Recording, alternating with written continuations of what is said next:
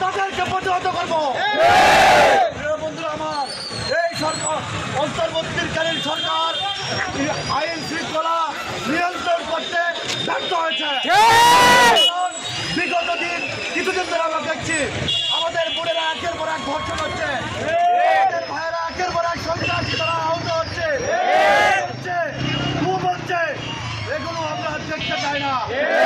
আমরা প্রশাসনকে ভালো মতো বলে দিতে চাই, 24 ঘন্টার মধ্যে নির্মমভাবে হত্যা চেষ্টা করেছে তাদেরকে গ্রেপ্তার করে আইনের আওতায় আনতে হবে। আপনারা যদি আনতে ব্যর্থ হন তাহলে ছাত্র জনতা আইন হাতে তুলে নিতে বাধ্য হবে। আমরা এলাকায় এলাকায় খুঁজে খুঁজে আওয়ামী সন্ত্রাসীদেরকে বের করে আনবো।